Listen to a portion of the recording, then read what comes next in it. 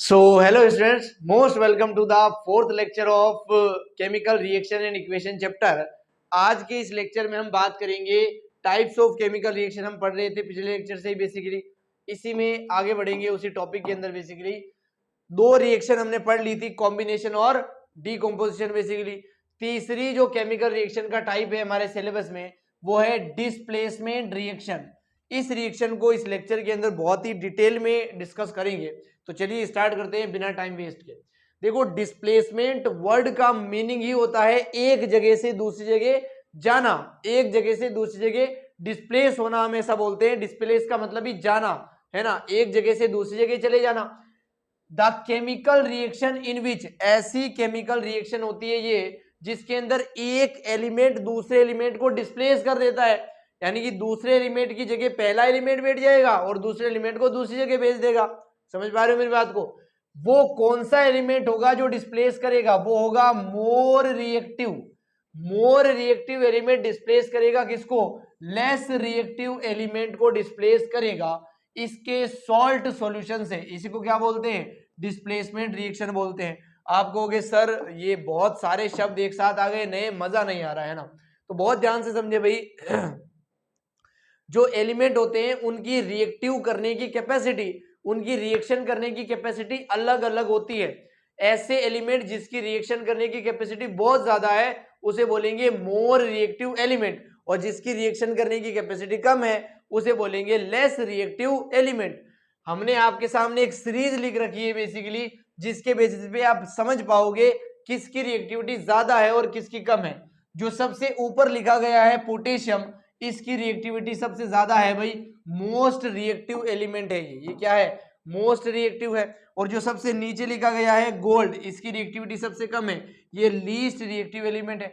जब आप ऊपर से नीचे की तरफ जा रहे हो तो रिएक्टिविटी क्या हो रही है बच्चों? डिक्रीज हो रही है। तो इस सीरीज को आपको याद करना पड़ेगा भाई।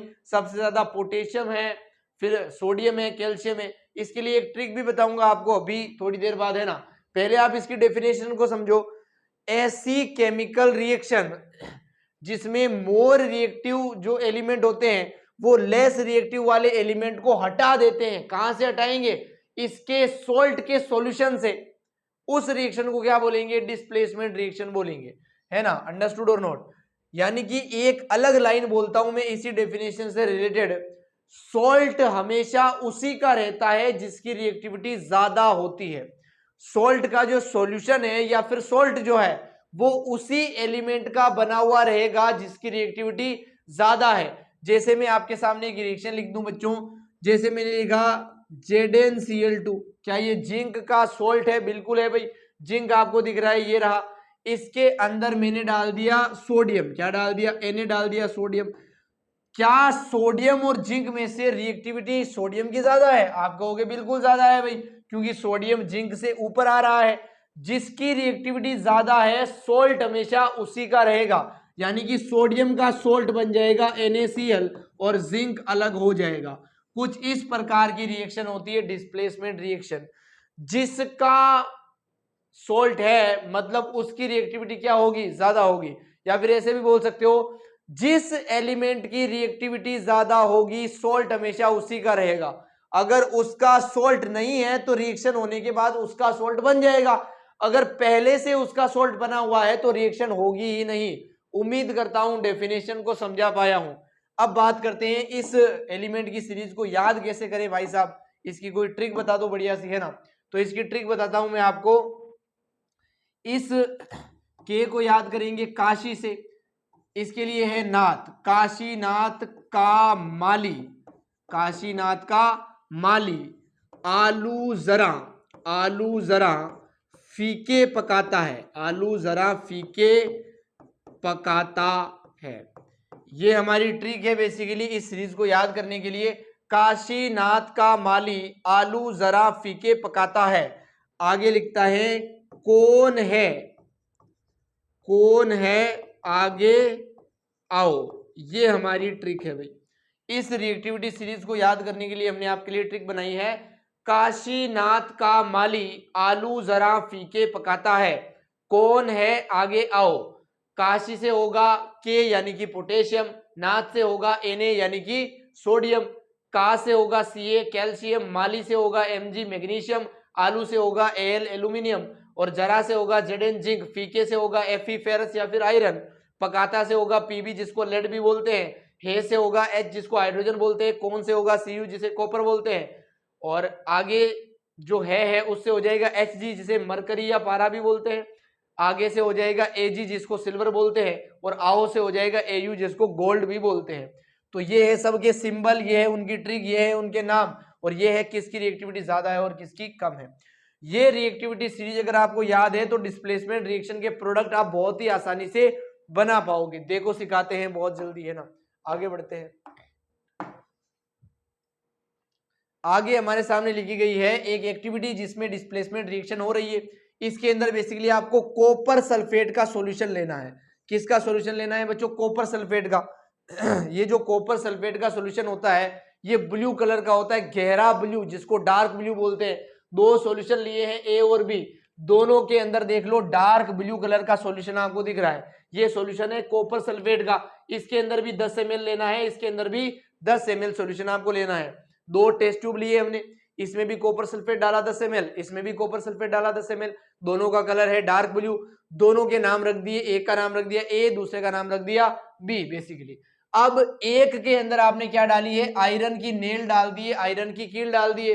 दूसरे को वैसा का वैसा रखा है। जो वैसा का वैसा है इसका कलर कैसा रहेगा बच्चों? डार्क ब्लू ही रहेगा, लेकिन इसका कलर बदलने वाला है। जब आपने इसके अंदर आयरन डाली तो बहुत ध्यान से देखो, कॉपर सल्फेट का सॉल्यूशन है आपके पास, इसके अंदर आपने आयरन की नेल डाली है। क्या कॉपर और आयरन में से किसकी रिएक्टिविटी ज्यादा है? मुझे ये बताओ। तो आप कहोगे सर काशीनाथ का माली, आलू जरा फीके, फीके से क्या आता है? आयरन आता है। पकाता है, कौन है? ये जो कौन है उससे क्या आता है? कॉपर आता है। यानी कि कॉपर तो बाद में आ रहा है, कॉपर की रिएक्टिविटी कम है बेसिकली, आयरन की क्या है? रिएक्टिविटी ज्यादा है। अगर मैं आपको ट्रिक भी दिखाऊं तो बहुत ध्यान से देखो, ये रहा आपका कॉपर और ये रहा आपका आयरन। आयरन की रिएक्टिविटी ज्यादा है कॉपर से। इसी रिएक्टिविटी से इस रिएक्शन को करेंगे भाई।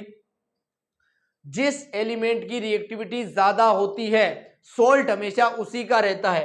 क्या आयरन की रिएक्टिविटी ज्यादा है तो सोल्ट आयरन का रहेगा। आयरन तो यहां पे अकेला है, सोल्ट है कॉपर का। कॉपर का सोल्ट हटेगा, सोल्ट किसका बनेगा? आयरन का बनेगा, जिसका नाम हो जाएगा आयरन सल्फेट का सॉल्यूशन। और कॉपर क्या हो जाएगा? अलग हो जाएगा भाई साहब। इसके अंदर जब आपने लोहे की कील डाली तो ये जो लोहे के एटम है आयरन वाले, ये टूट टूट के इस सॉल्यूशन के साथ मिल रहे हैं और आयरन सल्फेट का सॉल्यूशन बन रहा है भाई। ये जो सॉल्यूशन होता है ये पेल ब्लू कलर का होता है, हल्का ब्लू कलर है इसका। जो पहले सॉल्यूशन थे ये डार्क ब्लू कलर के थे, अब ये सॉल्यूशन कैसा बन जाएगा बच्चों? पेल ब्लू कलर का सॉल्यूशन बन जाएगा, क्योंकि इसके अंदर अब कॉपर सल्फेट बचा ही नहीं है। क्या बन गया है? आयरन सल्फेट बन गया है, इसलिए आयरन सल्फेट का कलर भी दिखेगा भाई। और जो कॉपर यहां से गया है वो कॉपर इस आयरन की कील के ऊपर चिपक गया है। आयरन की कील से आयरन हटा, सॉल्यूशन के अंदर घुल गया और सॉल्यूशन के अंदर का कॉपर बाहर निकला और आयरन से चिपक गया। जब इस आयरन की कील को बाहर निकालोगे तो इसके ऊपर आपको रेडिश ब्राउन कलर का कॉपर भी दिखेगा चिपका हुआ। अंडरस्टूड और नॉट? देख लो यहां पर ये कलर कैसा है? डार्क ब्लू है, और यहां पर कैसा हो गया? पेल ब्लू हो गया। डायग्राम से भी समझ में आ रहा है ये गहरा नीला है और ये हल्का नीला हो गया बेसिकली। यहां पर जब हमने बाहर निकाला कील को तो हमें कॉपर के एटम्स भी दिखेंगे।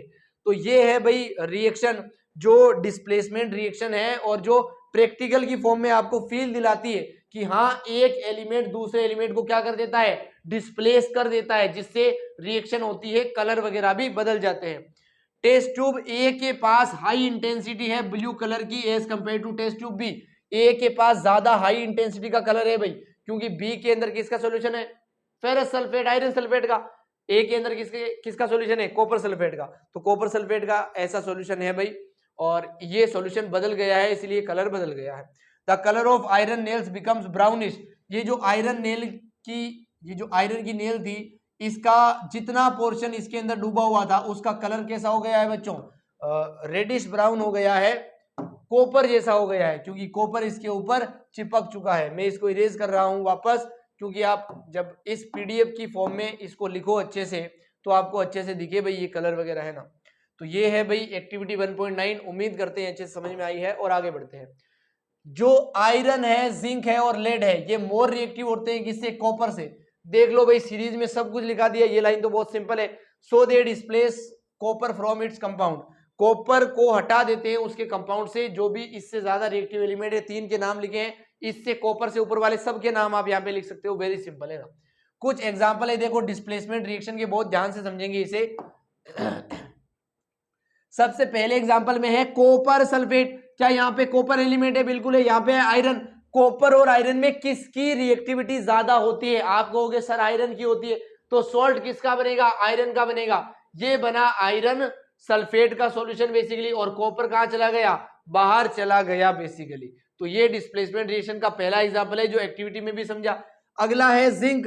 इसी सॉल्यूशन में जब आप जिंक डाल दोगे तो जिंक और कॉपर में भी रिएक्टिविटी किसकी ज्यादा है? जिंक की है। इसलिए जिंक का क्या बन गया? सॉल्यूशन बन गया, सॉल्ट बन गया। और कॉपर कहां चला गया? अकेला चला गया, बाहर चला गया।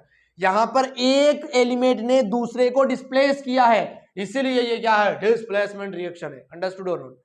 अगला एग्जांपल है, यहाँ पे लेड के अंदर आपने कॉपर क्लोराइड डाला है, तो लेड कॉपर को डिस्प्लेस करेगा, क्योंकि कॉपर से तो ज्यादा एक्टिविटी है किसकी? आयरन, जिंक और लेड तीनों की। इसलिए लेड डिस्प्लेस कर रहा है कॉपर को, और लेड क्लोराइड का सॉल्यूशन बन रहा है, सॉल्ट बन रहा है, और कॉपर अलग हो रहा है। तो उम्मीद करता हूं ये तीनों एग्जांपल बहुत ही अच्छे से समझ में आ गए हैं जो डिस्प्लेसमेंट रिएक्शन के हैं। अगली रिएक्शन है हमारे सामने डबल डिस्प्लेसमेंट रिएक्शन। नाम से ही समझ में आ रहा है, अगर दो दो एलिमेंट का डिस्प्लेसमेंट एक साथ हो तो क्या बोलेंगे? Double displacement. वहां पे एक एलिमेंट का हो रहा था तो क्या बोला था? डिस्प्लेसमेंट रिएक्शन बोला था। द केमिकल रिएक्शन, ऐसी chemical reaction in which an exchange of ions between, ऐसी केमिकल रिएक्शन जिसमें आयन का एक्सचेंज होता है। एक्सचेंज का मतलब एक आयन को लेना और दूसरे को देना। अगर एक को ले रहे हो दूसरे को दे रहे हो तो दो आयन हो चुके हैं, दो एलिमेंट हो चुके हैं, इसलिए ये क्या है भाई? डबल डिस्प्लेसमेंट रिएक्शन है। सबसे पहला एग्जांपल देख सकते हो, यहाँ पे हमारे पास सोडियम सल्फेट है, Na2SO4 है, और हमारे पास बेरियम क्लोराइड है। जब सोडियम सल्फेट अपने आयंस में टूटेगा तो क्या बनेगा? Na+ बनेगा और SO4 2- बनेगा। जब बेरियम क्लोराइड टूटेगा तो क्या बनेगा? Ba+2 बनेगा और Cl- बनेगा।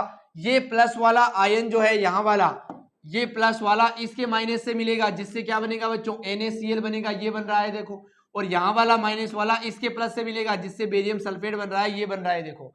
बेरियम सल्फेट जो होता है ये व्हाइट कलर का होता है, सॉलिड होता है और प्रेसिपिटेट। पीपीटी का मतलब होता है प्रेसिपिटेट। अगर किसी एक्वस सॉल्यूशन की रिएक्शन के अंदर कोई सॉलिड का फॉर्मेशन होता है तो उसी को क्या बोलते हैं? प्रेसिपिटेट बोलते हैं। और उस रिएक्शन को प्रेसिपिटेशन रिएक्शन बोलते हैं। अभी अभी बात करेंगे थोड़ी देर बाद, है ना। अगला एग्जांपल समझो, यहाँ पे है पोटेशियम आयोडाइड और यहाँ पे है लेड नाइट्रेट। यहाँ पर जब आयंस बनेंगे तो पोटेशियम आयन बनेगा, आयोडाइड आयन बनेगा। यहाँ पर जब बनेंगे तो लेड बनेगा, पीबी की वैलेंसी 2 है बेसिकली, और नाइट्रेट बनेगा NO3- वैलेंसी 1 है। यहाँ वाला प्लस, यहाँ वाला प्लस यहाँ वाले माइनस से मिलेगा, जिससे क्या बनेगा? Potassium nitrate. देखो ये बन रहा है। और यहाँ वाला माइनस यहाँ वाले प्लस से मिलेगा, जिससे क्या बनेगा? लेड आयोडाइड बनेगा, PbI2 बनेगा बेसिकली। PbI2 का कलर येलो होता है और ये भी कैसा है? सॉलिड है। सभी एक्वस चीजों के अंदर अगर कोई सॉलिड बनता है उसी को क्या बोलते हैं बच्चों? प्रेसिपिटेट बोलते हैं, पीपीटी बोलते हैं। अगला एग्जांपल देखो, यहाँ पे KBr आयन जब बनेंगे तो K+ और Br- बनेगा। यहाँ पे BaI2 है, ये +2 बनेगा और ये माइनस आयन बनेगा बेसिकली। जब रिएक्शन होगी तो यहाँ वाला प्लस यहाँ वाले माइनस से मिलेगा, यानी कि Ki बनेगा। देखो ये बन गया Ki, और यहाँ वाला माइनस यहाँ वाले प्लस से मिलेगा, यानी कि BaBr2 बनेगा, जो ये बन गया। इन सब के नाम, इन सब की स्टेट, इन सब के फॉर्मूले आपके सामने लिखे गए हैं। मैं फोकस कर रहा हूं यहाँ पे। ये व्हाइट कलर का होता है, सॉलिड होता है और प्रेसिपिटेट होता है। चाहे BaBr का बोले चाहे BaSO4 का बोले, दोनों व्हाइट होते हैं, सॉलिड होते हैं, प्रेसिपिटेट होते हैं। और चाहे PbI2 का बोले या PbO का बोले, दोनों के दोनों येलो होते हैं, सॉलिड होते हैं, प्रेसिपिटेट होते हैं। ये चीजें आपको पता होनी चाहिए। अंडरस्टूड और नॉट? तो ये 3 एग्जांपल है भाई डबल डिस्प्लेसमेंट रिएक्शन के। उम्मीद करता हूं एक एक वर्ड अच्छे से समझ में आ गया है। और आगे बढ़ते हैं भाई। नोट में हमने लिखा है the chemical reaction in which precipitate are formed are known as precipitation reaction. ऐसी रिएक्शन जिसके अंदर प्रेसिपिटेट बनता है उसी को क्या बोलते हैं? प्रेसिपिटेशन रिएक्शन बोलते हैं। अब ये प्रेसिपिटेट क्या होता है? प्रेसिपिटेट एक सॉलिड होता है जो कि किसी भी सॉल्यूशन में बन जाता है केमिकल रिएक्शन के अंदर। अगर किसी केमिकल रिएक्शन के अंदर सारे जो सब्सटेंस है वो एक्वस है या गैस है, उसके अंदर कोई सॉलिड बनता है तो उसी का नाम क्या है, प्रेसिपिटेट है, और उस रिएक्शन को बोलते हैं प्रेसिपिटेशन रिएक्शन। जो सभी डबल डिस्प्लेसमेंट की रिएक्शन होती है ये प्रेसिपिटेशन रिएक्शन नहीं होती है। दोनों की डेफिनेशन अलग अलग है। अगर दो एलिमेंट का एक्सचेंज होगा तो वो डबल डिस्प्लेसमेंट होगी, अगर वहां पे सॉलिड बनेगा तो वो प्रेसिपिटेशन रिएक्शन होगी। दोनों अलग अलग चीजें हैं भाई, लिंक नहीं कर सकते हैं। आगे हमने लिखी है एक एक्टिविटी, बेसिकली एक्टिविटी 1.10। इसके अंदर आपको Na2SO4 का सॉल्यूशन लेना है 3 ml और बेरियम क्लोराइड यानी कि BaCl2 का सॉल्यूशन लेना है 3 ml। जब इन सॉल्यूशन को मिक्स करोगे तो आप देखोगे कि यहाँ पर एक NaCl का सॉल्यूशन बनता है बेसिकली, और बेरियम सल्फेट जो कि व्हाइट सॉलिड प्रेसिपिटेट होता है इसका भी सॉल्यूशन बन जाता है। अंडरस्टूड और नॉट? Excuse me please. जब इन दोनों सॉल्यूशन को आपने मिक्स किया तो आपने देखा यहाँ पे सॉलिड बन रहा है, ये दोनों सॉल्यूशन है बेसिकली, है ना। जब आपने इनको मिक्स किया तो एक सॉलिड सब्सटेंस बन रहा है। इसी सॉलिड सब्सटेंस का नाम क्या है बच्चों? बेरियम सल्फेट है, BaSO4 है। रिएक्शन फिर से आपके सामने लिखी गई है, फॉर्मूले, नाम, स्टेट सब कुछ आपके सामने लिखा गया है। तो उम्मीद करते हैं समझ में आ गया है भाई। आगे बढ़ते हैं।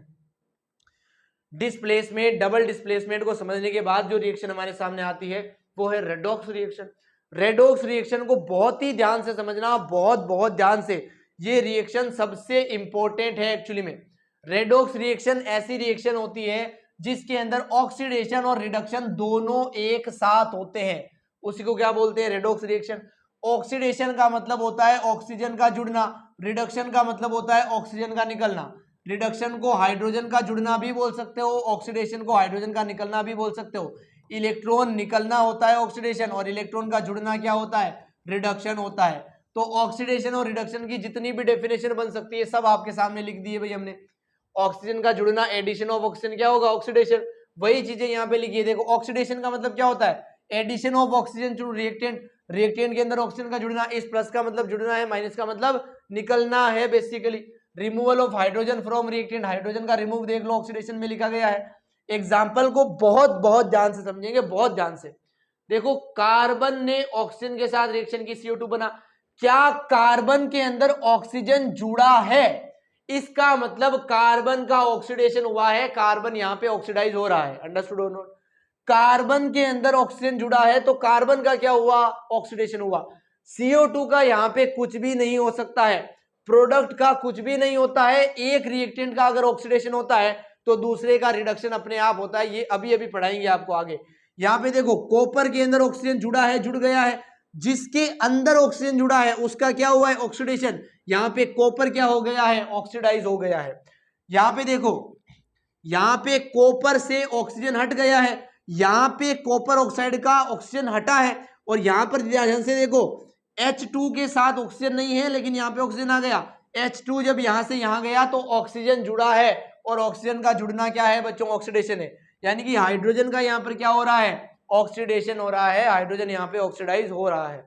उम्मीद करता हूं एक एक एग्जाम्पल अच्छे से समझ में आया है। आगे बढ़ते हैं भाई। रिडक्शन के अंदर हाइड्रोजन ऐड होता है, ऑक्सीजन रिमूव होता है। एग्जाम्पल देखो, यहां पर जो कॉपर का ऑक्साइड है इसके अंदर ऑक्सीजन हट गई है, ऑक्सीजन का रिमूव होना, हटना क्या होता है? रिडक्शन होता है। कॉपर ऑक्साइड यहाँ पे रिड्यूसिंग हो रहा है, इसका रिडक्शन हो रहा है। नोट में हमने लिखा है भाई रेडॉक्स रिएक्शन के अंदर ऑक्सीडेशन रिडक्शन एक साथ होते हैं। अगर एक रिएक्टेंट का ऑक्सीडेशन हो रहा है तो दूसरे का रिडक्शन होगा ही होगा। अंडरस्टूड और नॉट?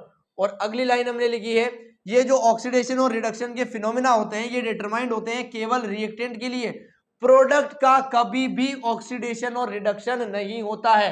अगर हमसे पूछे यहाँ पे कॉपर का क्या हो रहा है? कुछ नहीं हो रहा। वाटर का क्या हो रहा है? कुछ नहीं हो रहा। हमेशा कॉपर ऑक्साइड और हाइड्रोजन का होगा जो कि यहाँ पे रिएक्टेंट है। किसी भी रिएक्शन में केवल रिएक्टेंट का क्या होता है? ऑक्सीडेशन और रिडक्शन होता है। जब एग्जाम्पल करेंगे तो ये चीजें और क्लियर होगी भाई। रेडॉक्स रिएक्शन के एग्जाम्पल लिखे हैं कुछ जितने भी किताब में मेंशन है। सबसे पहले देखो, ये है कॉपर ऑक्साइड, ये है हाइड्रोजन, ये है कॉपर और ये है वाटर। कॉपर और वाटर यहाँ पे प्रोडक्ट है, इन दोनों का कुछ भी नहीं हो सकता है बेसिकली। Excuse me please. यहां पर कॉपर से ऑक्सीजन हटी है, ऑक्सीजन का हटना क्या होता है? रिडक्शन। तो यहाँ पे कॉपर ऑक्साइड का क्या हो गया भाई? रिडक्शन हो गया। देखो ये लिखा हुआ, हाइड्रोजन के साथ ऑक्सीजन जुड़ी है, ऑक्सीजन का जुड़ना क्या है? ऑक्सीडेशन। तो यहाँ पे हाइड्रोजन का क्या हो गया भाई? ऑक्सीडेशन हो गया इनटू वाटर। आगे लिखा है जिंक ऑक्साइड से जिंक बना, यानी कि ऑक्सीजन हटा है तो ये क्या है, रिडक्शन है, जिंक ऑक्साइड का रिडक्शन हो गया। कॉपर के साथ कार्बन के साथ यहाँ पे ऑक्सीजन जुड़ा है तो कार्बन का क्या हो गया, ऑक्सीडेशन हो गया।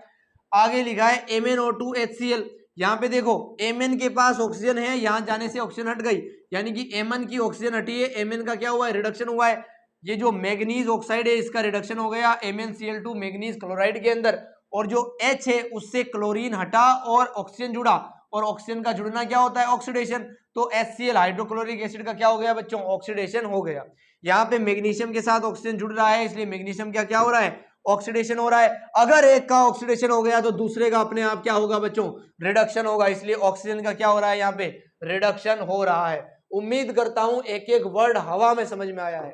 आगे बढ़ते हैं भाई, नोट में हमने लिखा है, सपोज करते हैं ए और बी दो रिएक्टेंट है जिससे सी और डी प्रोडक्ट बनते हैं। मान लेते हैं कि ए का हो रहा है ऑक्सीडेशन और बी का हो रहा है रिडक्शन। तो यहां पे लिखा है हमने ए का क्या हो रहा है, ऑक्सीडेशन, बी का क्या हो रहा है, रिडक्शन।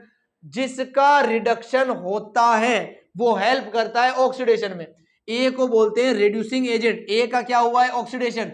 ए ने ऑक्सीडेशन खुद का किया है लेकिन रिडक्शन होने में हेल्प की है। ए ने ऑक्सीडेशन खुद का किया है लेकिन दूसरे का क्या किया है, रिडक्शन।